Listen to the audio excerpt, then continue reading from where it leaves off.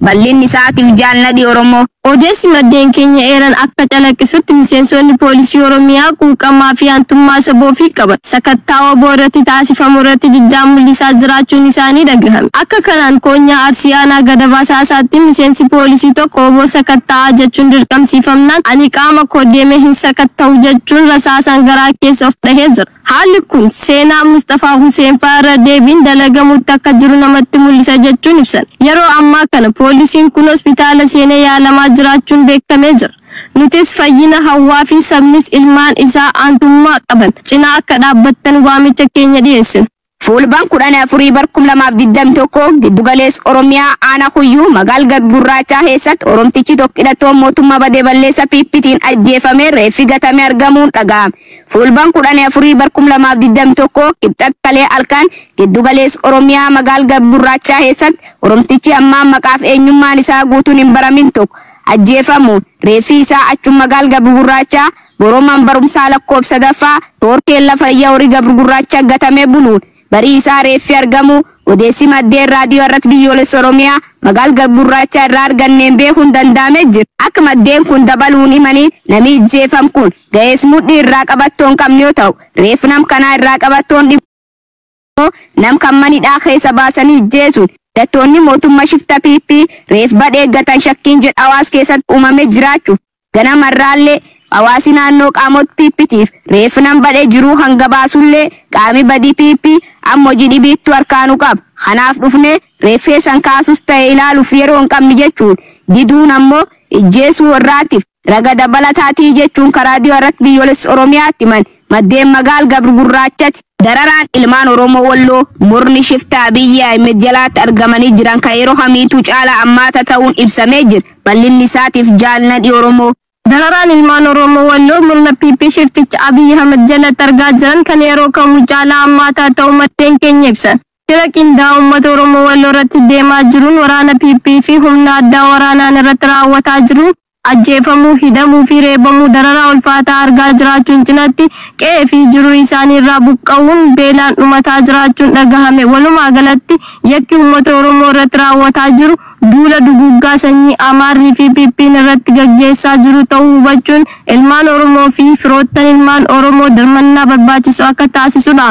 Yeroo ammaa kana murni PP uummata balleessuu akka meeshaa waraanaatti dhimma bahaa jiraachuunis yakka sarbama mirga namaa hojjechaa jiraachuun dhagahamee jira. Godin Booranaa humni addaa Oromiyaa shamarran gudeedaa jiraachuun dhaga'ama. Godin Booranaa aanaa Mooyyalee ganda maddooti humni addaa warri ofiin jechiftaan Abiyyi Ahmed leenjisa uummataa gadhiise. Gaaf Fulbaan 12/2021 intal dubraa tagannu 11 humnaan gudeeduuf reebdee qabu bosonaatti adookkaamsu jirtu uummati itti jedhaquun himan. Uummati gocha humna addaa kan balaaleffachuun sabab humna addaatiif ijoollee ofii olla hees ergachuu dadhaban ta'uuf hawwaniillee qoraaniif bishaan deemuu dadhabuu himachuu jiran. Gamkaan kaadiroonni PP marii uummata naannoo waliin geggeessaa oltirraatti maqaa leenjii jedhuun kabajaaf ulfin hawwan Oromoo qabdirraa mulquun diida akka gangalchuu jirta'uu dubbachuun nageenyi warri uummataa eegin jiru naga heennayyuu habooressuu jiru humna addaa Oromiyaa jechuun dubbatanii jiran. Haa ta'uuti malee murni PP Omi uummati marii jedham kan irraa kaas kan dhossuu yaalu ka jirti ta'uun mormii dhalchuu isaa beekamee jira. Godin Harargee baat uummanni ilmaan isaanii humnaan qabamanii waraanatti ergamuuf turan murni PP irraa baafatan dabalatti isaa jaalladhi Oromootu harkaa qaba. Maddeen raadiyoo irraa biyyoolessi Oromiyaa akka himanitti godina Harargee bahaa aanaa Dadaraa Raddaa Gooluutti ijoollee umriin isaanii waraanatti makamuuf hin gahin waraana deemuu qabu jaanii dirqamaan mooraan mana barumsaatti erga guyyaa 10 walitti qabanii tursiisaniin booda yogguu konkolaataa fidanii fi fe'achuuf jedhanitti uummanni ilmaan keenya hin deeman jechuun dhorkanii 55 kan harkaa baafatan ta'uun dhagahamee jira. Sababa kanaan waraana konkolaataa 3 araddichatti buusuun uummata kaan cafaqaa kaan hidhatti guuranii kaan fiiganii baafachuuf yaalan immoo rasaasaan dha'uun isaanii beekamee jira. Akka kanaan qeerroo maqaan isaa Diinee Jamaal Jaamu kanneen madaa'an keessaa tokko ta'uun erga himameen booda yaalaaf gara hospitaalaatti geeffamuun beekamee jira. Barattooti Oromoo torba Yuunivarsiitii Boongaa irraa sababa Oromummaa isaaniitiif ari'ataman. Barattooti Oromoo Yuunivarsiitii Boongaa baratan haala mahee jiraachuu maddeen keenya ibsan. Akka barattooti Oromoo Yuunivarsiitii Boongaa baratan jedhaniitti umni waraana sabab oromummaa isaaniitiif fulbaan 11 barkum 2021 mooraa seenu barattoota Oromoo jumlaan hidhaatti eega guuraniin booda reebichama irraan ga'uun fulbaan 13 barkum 2021 manidhaa irraa gara Moonaa Yuunivarsiitii deebisuun umni waraanaa barattooti hunneen akka isaan subbi yookaan borsa uffataa fudhatanii ba'an erga godheen booda konkolaataa waraanaatiin gara buufata poolisii geessuun akka isaan boonga gallakkisanii ba'an akeekkachiisuun himanii jiran. Barattooti Oromoo hunneen geejjibni hin qabne waan ta'eef gara itti malli hin qabne jedhanii gaaf umni waraanaa gaafatan.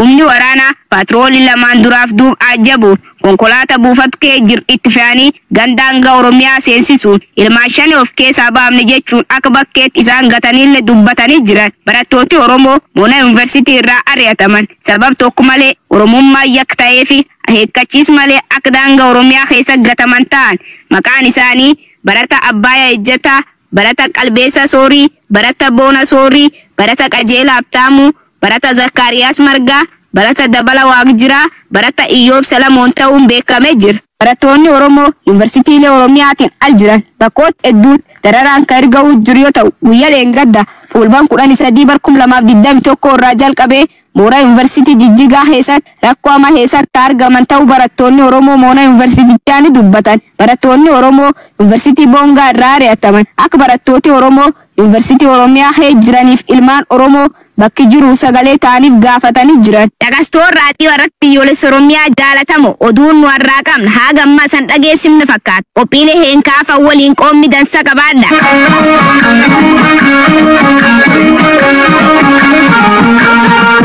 Ibsi gabaabaa qeerroo bilisummaa Oromoo.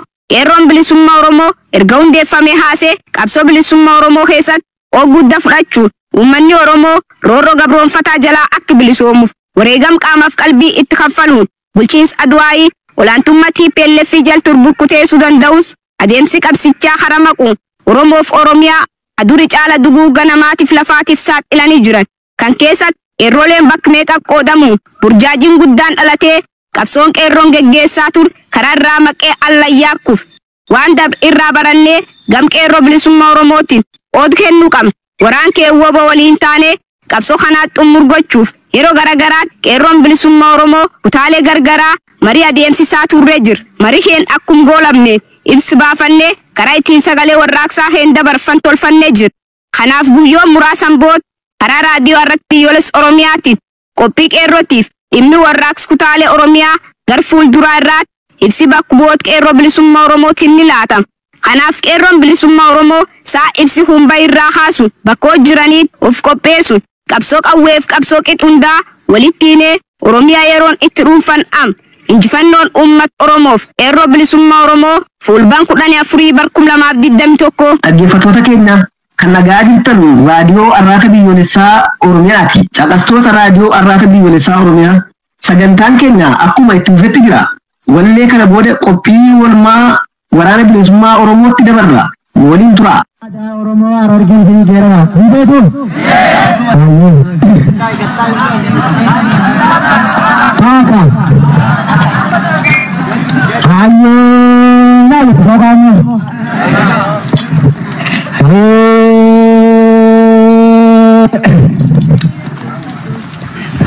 Galgala dalamni koi deebisa gabbitana yoo biyyaatti jitu kajara caalu badhaatu Oromiyaadha qabna. Humna nanaati saanaani rabbiin galanna gahu bakka biyyeetti qabna. Nama nuun deemu saayyuu barkuma tamaan qabna. Illee darbate nanne kan lubbuuf hin haalonne leenca lammiif gaachanaa bareedaa meeqa qabna. Hankina maalii qabna bara dhugaati dabraa boojuudhaan ajjeefamna. Gaaffii mirgaati gaaffii barattoonni gaafattu gaaffii baabiyyummaati gaaffii ijoolleen gaafachaa jirtu. Wayii gaammaleen beekoto roga hundaan finiinsaa barayyuu booyyuun babbaa karaa cabdee hayaaftuu dammaqii lola labsii yada barsi. Ciisaalanii biyyayyii yada barsi dhiira guyyaa murtii dhawwaaqii dhageessisi. Akka duraati zeeteetii martii toonu laallatte gantoon nu gaadimmatte asirratti raawwatu keerroo kaasii bobbaasi.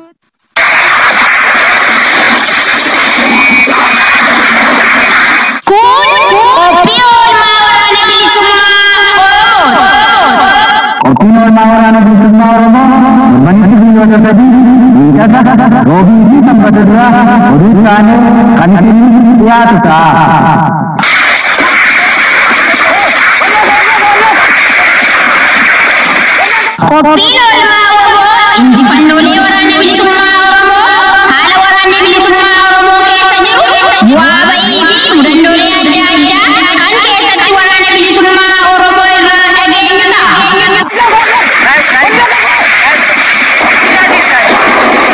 Kun kopi Olma waraana bilisummaa Oromoo.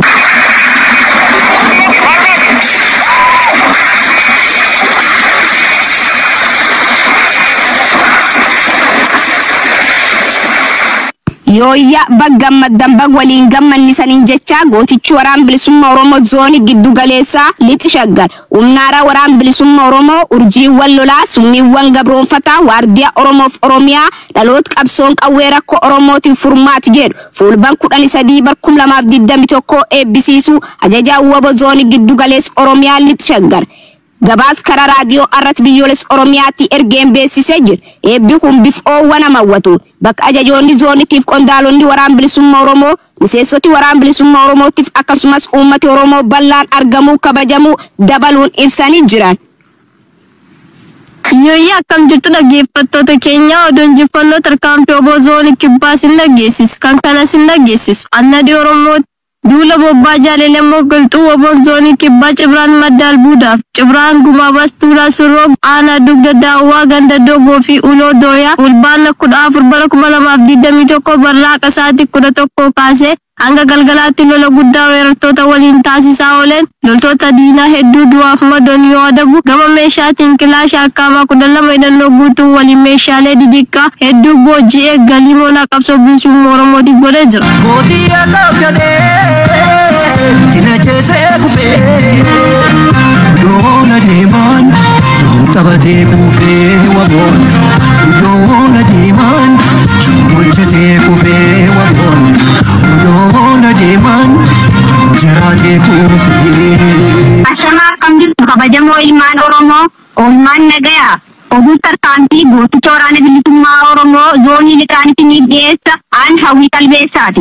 Irreef gaachanni uummata Oromoo gooticha waraana bilisummaa Oromoo zoonii lixaa Ibraan Odaa Bulluuf gaafa fulbaana 12/2021 godina Wallagga Bahaa magaalaa Shaambuutti waraana maatiyaa fi konkolaataa siree fi afur guutummaan guututti akka baala hongeen nehee harcaasee jira. Ajajaan dhibbaa fi ajajaan shantabaa gooticha waboon booji'amanii jiru.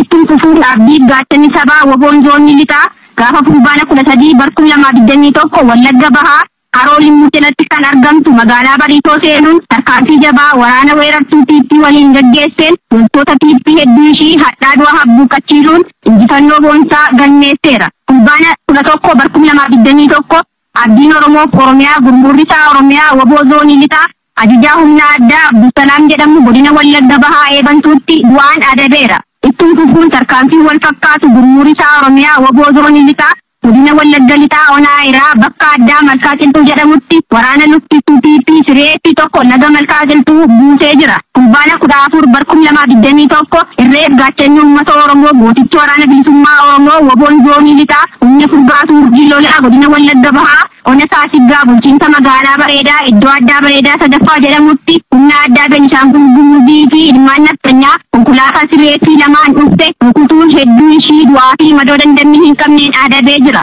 Gama meeshaan jajjabeen urjii lolaa qawwee Akaamaa 28 ishkaa tokko konkolaataa siree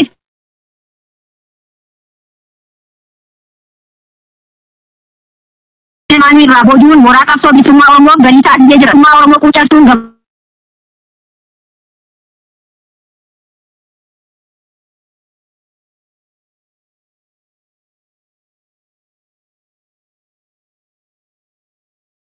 Sarra hin jiraatu. Mooticha waraana bilisummaa Oromoo zoonii lixaarra. Gadaan gadaa xumur gabrummaa fi injifannoon uummata Oromoo. Horaa bulaa deebana.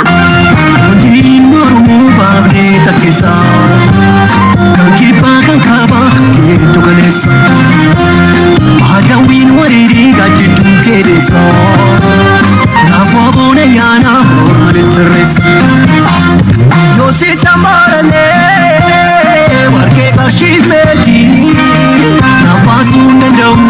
oolmaa keetii natiin jajjabeekoo mee ambaasii ta'uu waaqsitti waaqaduu mukollee ta'uu nafsinaa mararuu mukollee ta'uu waaqsitti waaqaduu mukollee ta'uu waaqsitti waaqaduu mukollee ta'uu nafsinaa mararuu mukollee ta'uu.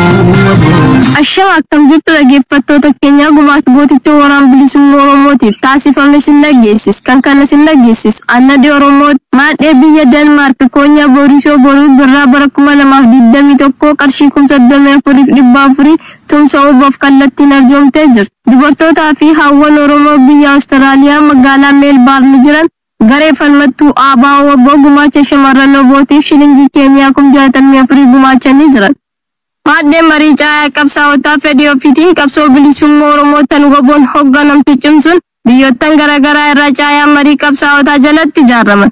Gumaacha obbo marsa tokkoffaaf doolaara Ameerikaa 750 gumaachanii goboon ga'an keessatti sabboonaan Oromoo maqaan isaa Firoomsaa Abdallaa doolaara 500 gumaachee fuula duraa fi samma qabsoon bilisummaa Oromoo galma geessee Oromoon hiree ofii murteeffattee Oromiyaan bilisoomtutti qabsoo isaanii ciminaan akka itti fufaniif akka ilmaan Oromoo hunda daandii haqaa tan fonqolcha gabrummaa irratti hirmaatanis yaamicha sabummaa dabarfachuun ibsa ejjennoo keenyaati jechuun dabarfatan. Maadheen humna qeerroo bilisummaa Oromoo biyya Saudi Arabiyaa qarshii 130 gumaachanii jiran. Gumaachi keenya hanga xumura gabrummaatti itti fufa jechuun dhaamsa isaanii dabarfatan. Gumaachi maandheelleen kunneen gumaachan moonaa waraan bilisummaa Oromoo dhaqqabee jira jechuun ajajaan olaanaan Aabaa Obbo gabaasa raadiyoo irratti biyyoolessa Oromiyaatiif ergeen ifoomseetti jira. Nutis galanni keessan bilisummaa haa ta'u horaa bulaa deebanaa jennaan.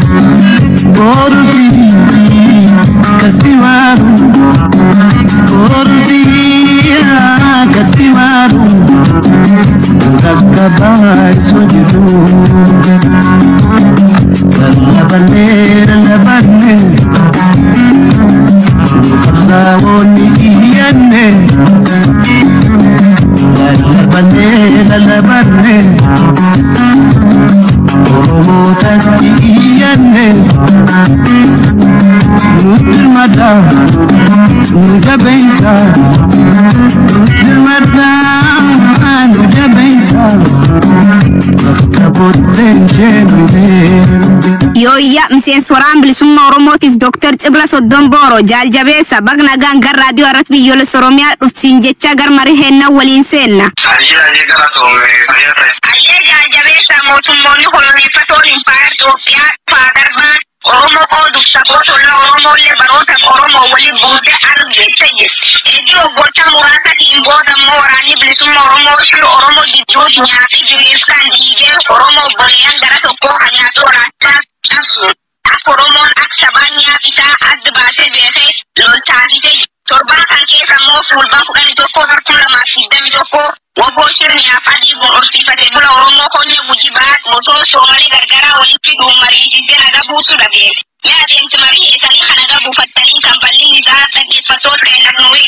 Ayyee galmoo fayyaa ta'e akkuma baantu barayyuu wanni nyaafi barkufaaf dabraa uummata horsiisee bulaa walitti cabsuu fi walitti cabsaa ture aangoo isaa tolfachuu fi aangoo isaa dheereffachuuf walitti cabsaa ture akkasuma ammas immoo shir fakkaata akkasii gaafa fulbaan 11 deebi'e ololli kun immoo naannoo horsiisee bulaa kan keessa faca'e waraanni bilisummaa Oromootii fi uummanni Booranaa walii qalatee gaara qalatee isanitti duulaa jira kanaaf bakadha ofirraa rukuta waan jedhu lola akkasii uummata naannoo ollaa Soomalii keessa buusan halkan saa 8 horii isaanii bassanii akkasanii duulaaf isaan qophaa'e shirri kun immoo akka ta'eefiyyuu dhagaamee waraana bilisummaa Oromoo cibra Soddombooroo biratti taasise immoo milkoofne waraanni bilisummaa Oromoo dhaqqabee akkuma jirutti jaarsa gam isaaniitiif haalli waliif fidee dubbifnee ololli isaanii salphaa cabee jira.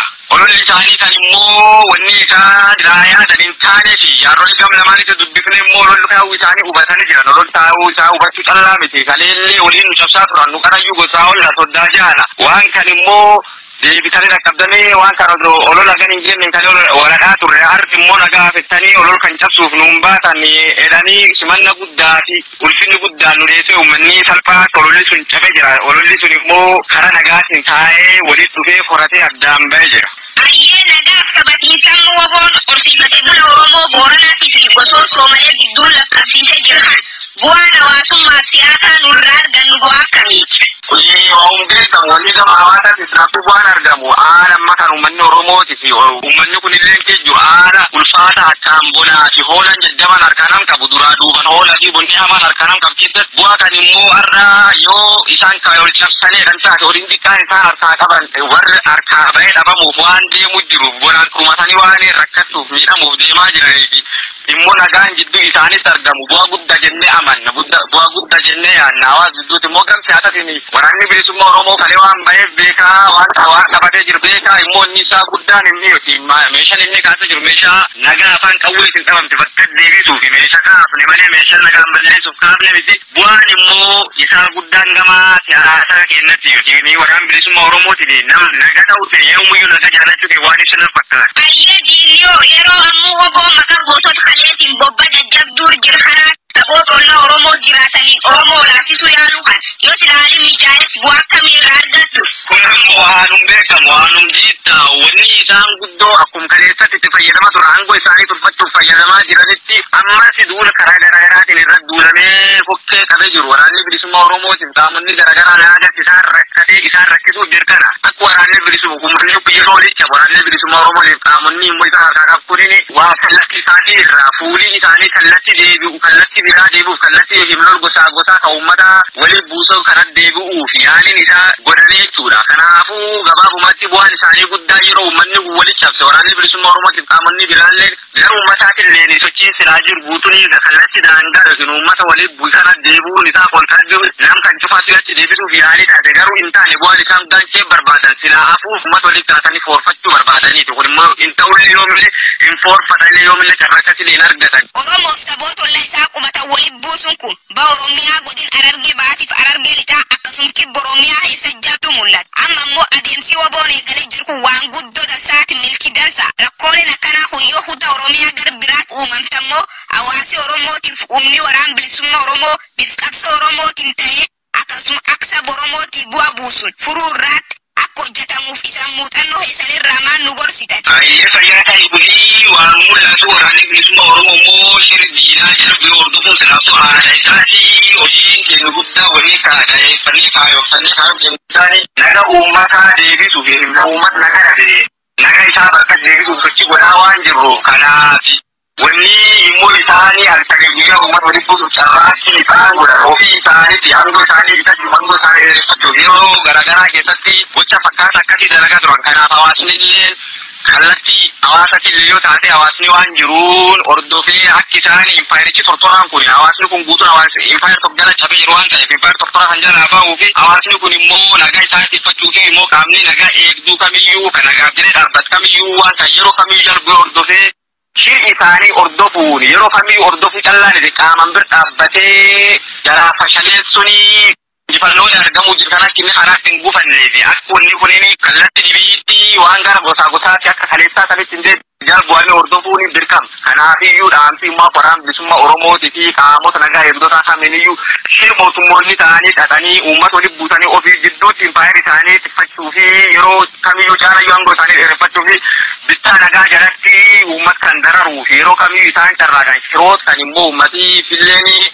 kallattii qaama nagaa eegdotaatillee jalbu'anii hordofame akkana yeroo dheeraa fi godhamaa turellee ammas immoo jalbu'amee akka inni hordofamuu duwwaa miti jalbu'amee akkaataa isaanii sochii isaan godhan kamiiniyyuu sochii isaanii yeroo cufayyuu jalaa fashaleessuun dirqama qaama nagaa eegdotaa waan ta'eef kanaaf fuulli keenya gamu cufaaniyyuu borillee fillee muuxannoo kalee dabrellee yeroo dhaabbannee yoo dubbannu kunini waan yoomiyyuu ta'uu qabu karaa waraana bilisummaa Oromoo karaa uummata nagaa yaafilleen taananii shirdiinaa kan jalbu'anii hordofanii fashaleessuudha qaamaan bir dhaabbatanii fashaleessuudha karaa ololaa callaan osoo hin ta'in bir dhaabbatanii qaamaan bir deemanii uummata walitti fidanii mariisisanii akki isaan nagaa isaaniitiin wanni isaan guddoon uummanni kun isaan guddoon irra wal dhaban marraa bishaan waan taate waa'ee alaabaa fi lafaa waan dhibee waan hin ta'iniif lafeen isaanii karaa bilisaa lubbuun isaanii bilisaa bahuu waan jirtuuf waan kana keessuuf yeroo kamiyyuu uummata isaa hawaasni yeroo kamiyyuu karaa nagaa walitti dhufe furmaata barbaachisu argamuu malee furmaatan qaama walitti dhufe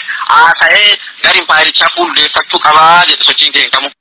Ayyam garqabbii isaanu dabaramee miseensonni waraana bilisummaa Oromoo honyaalee Oromiyaa dhuftee socho'anii eegee hagayya 2021 duul jajjabduu labsamee jiru kan injifannoo guddoo xulluxuu dadacha galmeessuu jiran.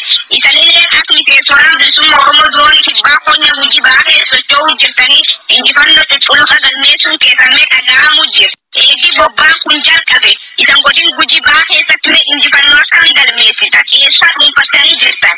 Ayyee walumaa waan mul'ataadha waan dhossan kan propagaandaa sooshaali gubbaa deemu jiru osoo hin ta'in waan qabatamaan dhaabbatti diinni argu jiru firilli argu jira firri immoo irraa gammadee diinaaf gaddi ta'uu jirtu immoo waanum kalee injifannoodhum kalee argamaa ture injifannoolee kalee argamaa ture sun keessatti immoo haasaasotii bakkoota garaagaraa rarraa suni itti mammaratee bakkoota hedduu gatiisa ol diddee itti rarraa turte amma immoo injifannoolee argamuu jiru guutuu gandootatiif magaalaaf aanaalee kee jiru guutuu keessaa kaafne akka dhabamsiifne kun immoo injifannoo gosa injifannoo guddaa gammachiisu kun amma taate amma jirra kan keessattiyyuu dandiyaa magaalaa akka malkaa gubaa bulbulii booba gaddaa hanga dhaha qallaati as magaalaaleen kun guutuu waraana bilisummaa Oromootiin kuunfatame alaabaan faajjiin bilisummaa Oromoo keessaa balali'aa jirte kana kun immoo injifannoolee boonsaa fi injifannoolee yeroo kamiyyuu caalaa ammallee nu tarkaanfachiisa akka abdii horannee akka kaleellee kaal daran jabaannee sochii keemitti funuun taasisaa jira kanaaf injifannooleen kanaa miti injifannooleen gurguddaan hedduu mul'achaa jira kun immoo ifatti argamuu jiru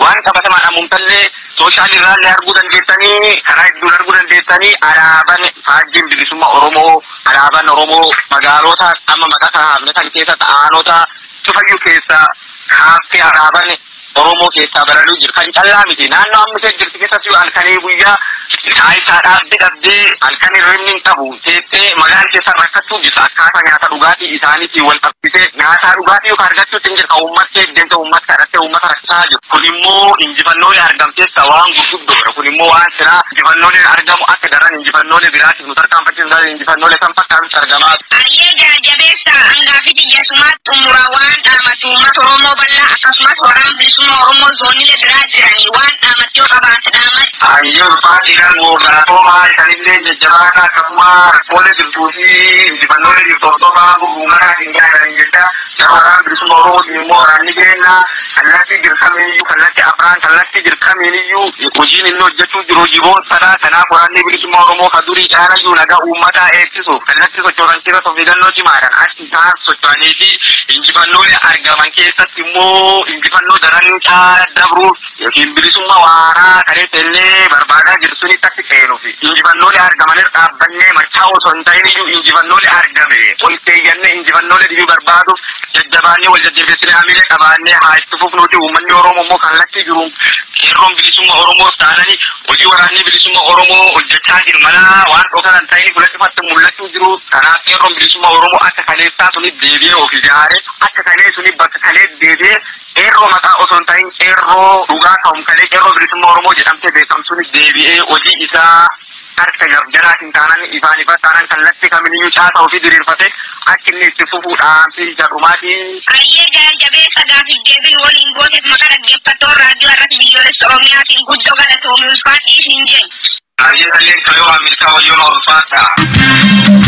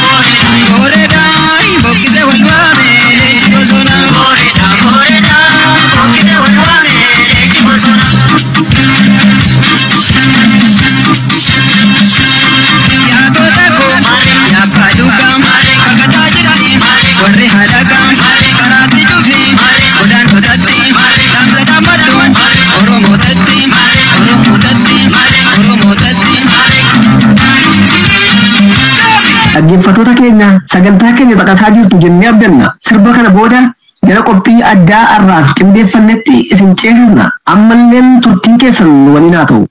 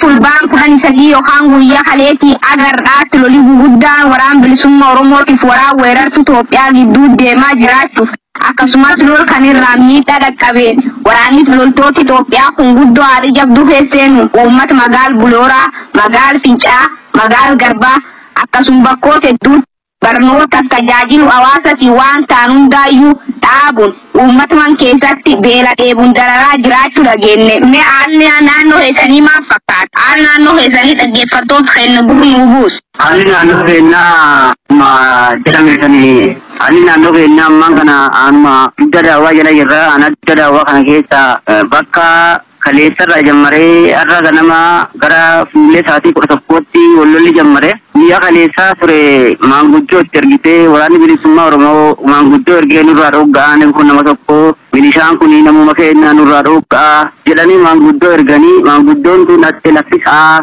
akkana nuun jedhanii nu erganii jennaan lakki isin shanee maanguddoo shanee jedhanii firraa dhoogani ammallee laffisaa laffisun lafa wayyuu lafa waraanni keessa walaadhuu motii Ataniitiin duudinaa jedhanii maanguddoo eeggaa turte maanguddoo sana didanii warri humna mootummaa jechuudha. Milishaa hiriirsanii erganii milishaa nagaa Oromaa dodoochanii gurma wayiitti qoqoodanii dodoochanii isin dura kaasanii waraanni koo achumatti dhaqee waraanarra bu'ee har'a ganama sa'aatii 11 walitti hagasanii yoo ba'anii waraanni mootummaallee guddoo ammaan kana wanni waraanni nama haganan jenne reef Karara ciisu, kabosona seena ciisu, kuma kadhaamee bosona seenee du'aa jiru, aduwee reefa guuruu jiran haganan jedhamu. Ammaan kana sodaan jiru uummata akka gadi hin baane akka malleen mana ifiitiin hin baane bakka waraanni bilisummaa Oromoo jirretti bakka qofaa bakka waraanni mootummaa keessa jiru uummata akka bahee horii galfan lafani bahee qotanne godhaa jiran ammaan kana.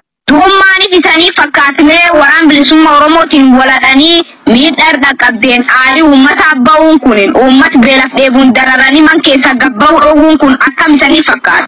Kuni furmaata ittuma nama aarsa malee aaruma itti finnaan nama fidee nama aarsee ka jirulleen ammaan kana ijoollee hedduun dargaggoota hedduun galma bosonaa baa'u jiran malee furmaati tokkollee hin jiru. Furmaata nami waggaa amma waggaa afur geenne akkasanii rakkoota na feegamu ture.